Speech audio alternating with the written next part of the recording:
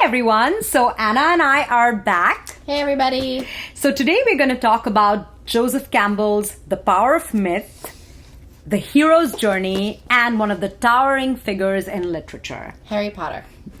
All right, so Joseph Campbell was an American scholar of comparative religion and comparative mythology, and in the mid to late 80s, he had this long conversation with Bill Moyers that was also made into this PBS series, which was wildly popular, and the transcripts of that conversation were made into a wildly popular book called The Power of Myth. So basically, Joseph Campbell talked about how there are certain narratives that repeat themselves and that are very common in mythology, whether it's Native American myth, whether it's Greek mythology, in literature, Pop culture.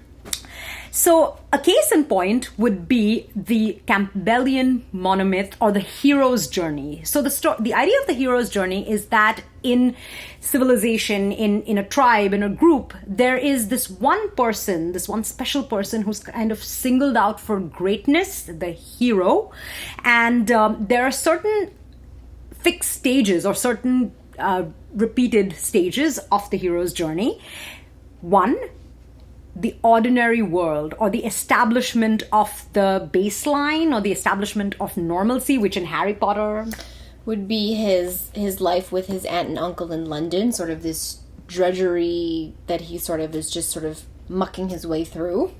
Then there's the call to adventure, or some sort of indication, some sort of signal that there are things beyond your world, which would be sort of his discovery of sort of magic and sort of getting invited to Hogwarts and sort of the journey sort of off to Hogwarts.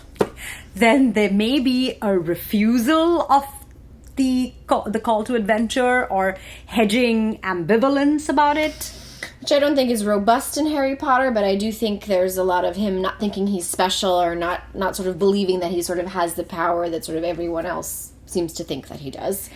And then there can be some supernatural aid, or a meeting with one of many mentors. Which I think in Harry Potter, sort of that original sort of aid into the world of magic is really Hagrid.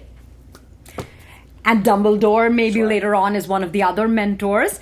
And then while crossing from the ordinary world into going on that journey, there are many threshold crossings, but the first threshold crossing, Platform 9 3/4.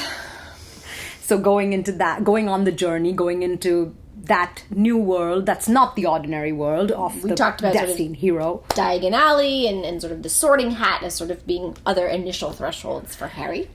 Right. And then there is sometimes, or often in myth, there is this ultimate threshold crossing, which is confronting your deepest, darkest fears, your subconscious fears. The belly of the whale. Which in Harry Potter could arguably be He Who Shall Not Be Named, or the confrontation with Voldemort.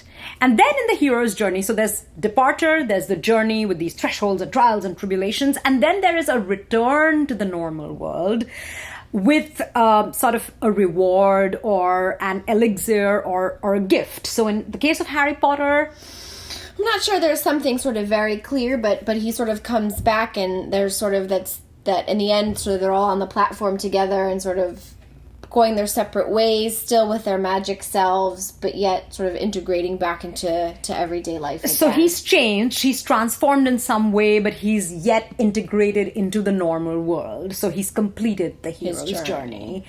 So, well, we hope you enjoyed our discussion about the hero's journey. We hope you learned a little something about it. And please subscribe to our channel, Heaven is a Giant Library, and come back and see us again when we talk about something yet to be determined. Thank you so much. Bye. Bye.